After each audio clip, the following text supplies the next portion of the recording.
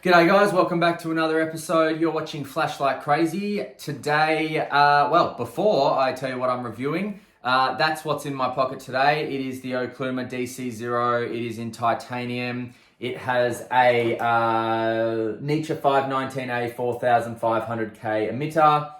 A lot of people know it's got a glow gasket as well, which I love. A lot of people know the Oklumas. A lot of people have used them. A lot of people haven't used them. Look, to be honest, they're a really great EDC light. I use it a lot, and it's really a fantastic light. So that's what's in my pocket today.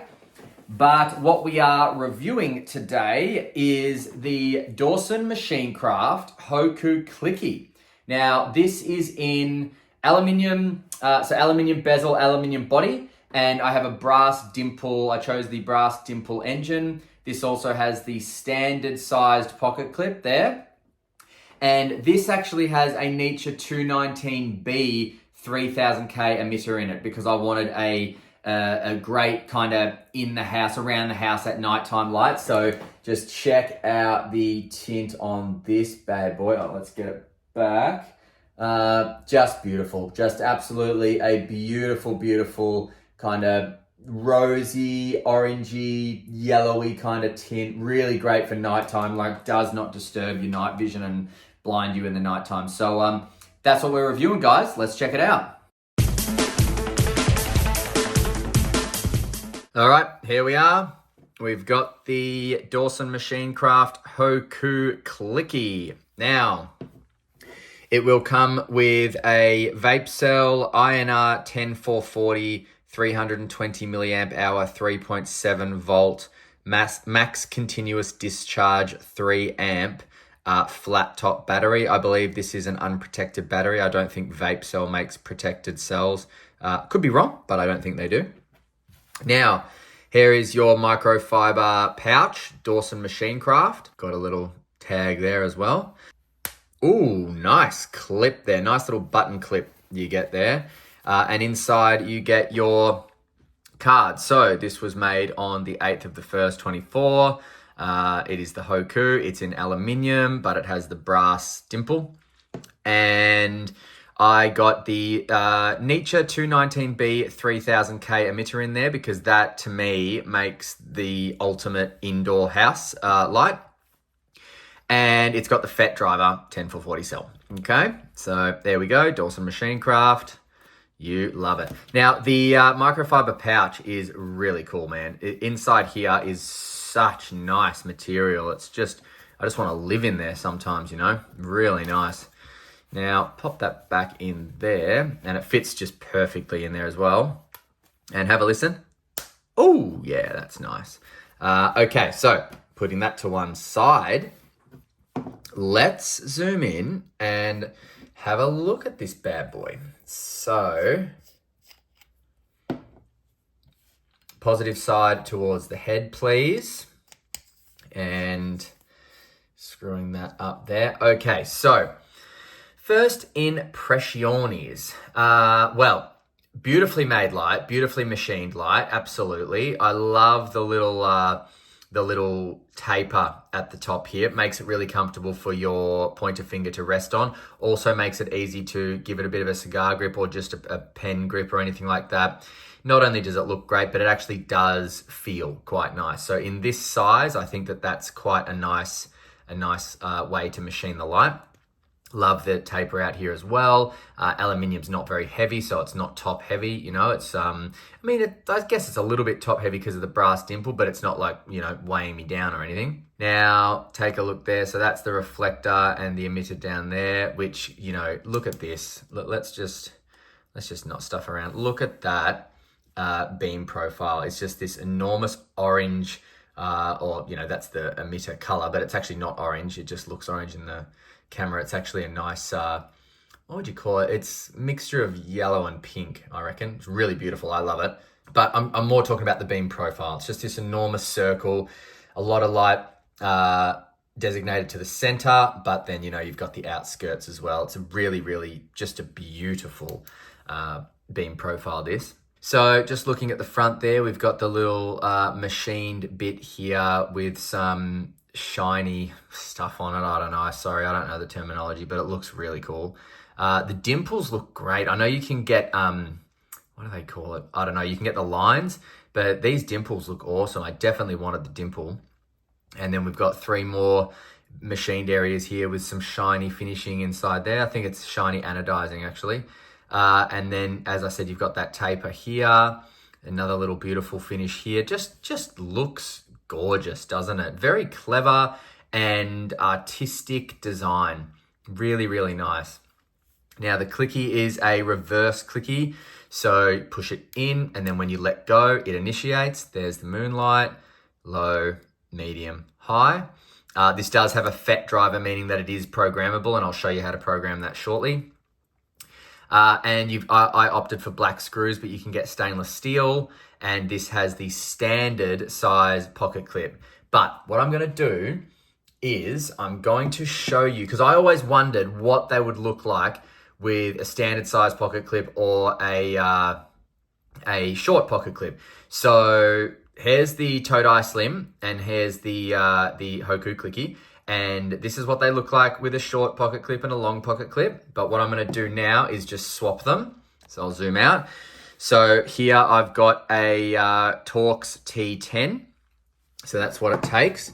So it's very, very simple, not rocket science at all. You just unscrew the screws, and pocket clips are titanium, I believe. Very, very, very tough. Love these pocket clips. Absolutely adore them. Okay, so there's one and another. Okay, so what we're going to do is I'll put the, I won't bother putting, yeah, I will, come on. I'll put the long clip back on the, or on the Todai so you can see the Todai, but this is the Hoku Clicky's 15 minutes of fame, so I do want to make sure that I show you that as well.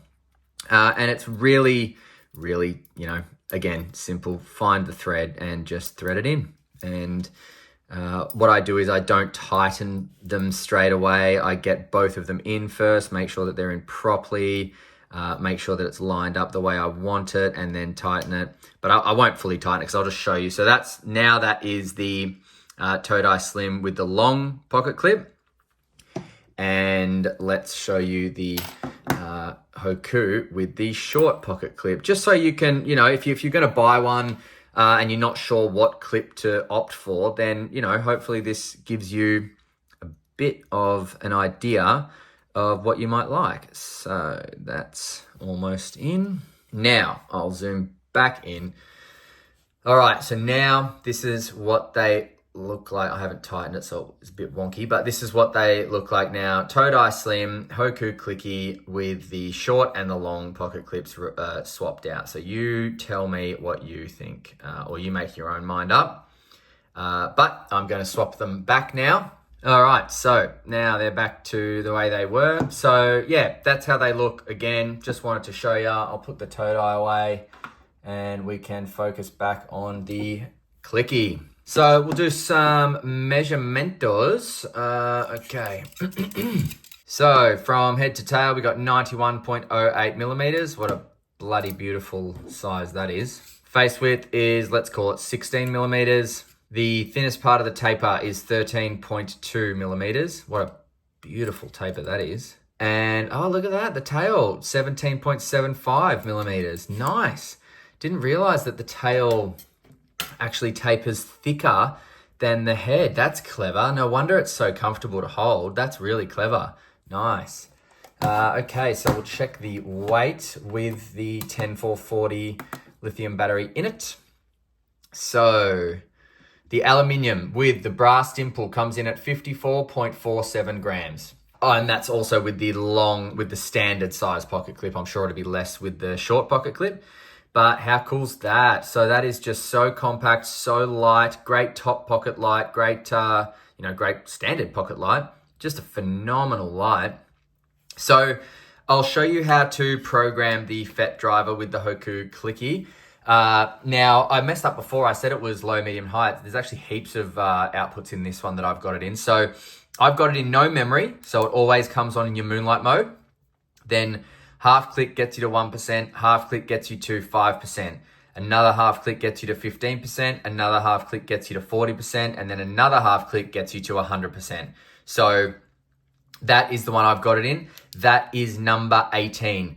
Now, the way you program this is so easy. Turn it on, half click it 8 times, I think. 1, 2, 3, 4, 5, 6, 7, 8. And then it does that. And now you just click the amount of numbers you want that corresponds to the mode group you want. Now, if you see there, I didn't click it enough, so it just went back into the program, into the mode group that I was in. So let's go again. So 1, 2, 3, 4, 5, 6, 7, 8. Now programming 1, 2, 3, 4. Okay, so now I'm in program 4. Don't know what that is, but let's find out. So that is, it doesn't look like moonlight, bit higher, bit higher, bit higher, strobe, and that's it. So probably like, let's say, I don't know, 1%, 10%, 40% strobe or something like that. Turn it off, turn it back on, no memory, okay? Now I'm gonna get it back into the mode group I like it in, which is mode group 18. So from on, 1, 2, 3, 4, 5, 6, 7, 8. And then 1, 2, 3, 4, 5, 6, 7, 8, 9, 10, 11, 12, 13, 14, 15, 16, 17, 18. Nice. So now, look at that, moonlight mode. No memory, moonlight, 1%, 5%, 15%, 40%, 100%. Very, very easy to do, and no memory, as I said. Fantastic. So this is a very easily programmable light. You can also do the temperature, not check, but the temperature gauge when you want it to step down. The way you do that is you click it on, get into programming mode, and then half click it 30 times. Then what's going to happen is it's going to go into turbo mode, and you just hold it. And when it gets too hot, or when it gets hot enough that you want it to ramp down, turn it off. And then it will save that as when the light gets that hot, it will ramp down at that time to 50%, it says.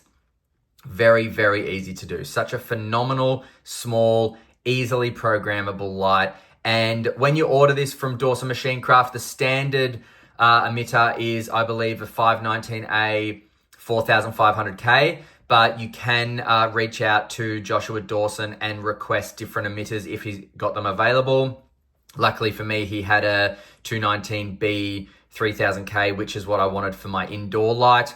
But you can basically just see if he can source whatever emitter you want, and if it fits in here, then he'll do it. All right, let's go out for some night shots, and then we'll come back for some final thoughts, prices, and where to buy the Hoku Clicky from Dawson Machine Craft. See you in a sec. Alrighty.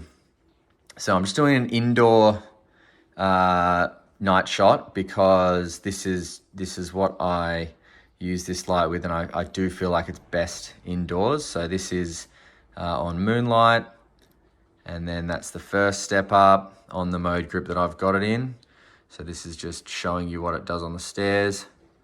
Second step up, third step up, fly, fourth step up, and I think that is that 100%? Whoa, no, that's 100%. Man, this thing pumps. This thing absolutely pumps. Look at that. That's awesome. So now I will go to the kitchen and just show you in a bigger room there, but just wanted to show you how it lights up the stairs really, really nicely. All right, so in the kitchen, there's the moonlight mode again. So, you know, if you're just searching for something, you know, you just need to find something on a table or whatever. Got the old moonlight mode. Now, pitch black, or, you know, with microwave lights and stuff like that. But there's the first one up. That fly's followed me. So massive, massive circle of light, which is so cool. Next one up. And again. And again. And again. Look at that. So that's 100%. And shine it to the roof. Look at that beauty. Engulfs the whole kitchen, this little thing. The whole kitchen. I mean, it's a small place, but mate, the whole kitchen. It's just epic. And look, I think it might be stepping down because I set the step down timer or the step down thermal regulator so that when it gets to a certain heat, it steps down because, it's an unprotected battery. I don't want it to get too crazy. But look at that, man. That's just so bloody useful. The whole kitchen is engulfed by this circular beam, which is just beautiful. That fly is seriously annoying me. Piss off. All right, anyway, this is what we're working with. Hoku Clicky, gotta love it. I'm gonna go kill this fly now. See ya. All right, so pros and cons. I don't know if there are any cons in this, to be honest. It's a great light, it's great size, great compact, great weight. It doesn't get too hot because it's aluminium, so it transfers heat pretty well. The brass dimple engine there kind of stops the speed of the transition of heat a bit better than if it was just all aluminium. However, brass also conducts heat very, very well, so it spreads out evenly so the head doesn't get too hot. Really, really cool design, very clever. So I'm glad I chose this setup. The pocket clip's great, titanium, very solid, very strong. As I showed you, you can swap it out from the standard size to the small size, whatever you like. Feels really great in the hand. Look at that, just a perfect sized light for the hand. 10440, not the longest run time, but again, if you've got a couple, you're good to go. But if this is just for around the house light, then you're not going to really need 3 or 4 batteries. You're always close to chargers, things like that. Reverse clicky is really great because you can change outputs whilst it's on. I love that about a reverse clicky. And of course, it's programmable. I literally don't have any bad things to say about this light. I've been looking. I don't have any bad things. So price-wise, the aluminium body and bezel goes for $300 USD. The brass dimple add is $1, and then the driver is $1 as well. For us Aussies, though, we pay a flat rate of, I think it's about $60 US to Australia.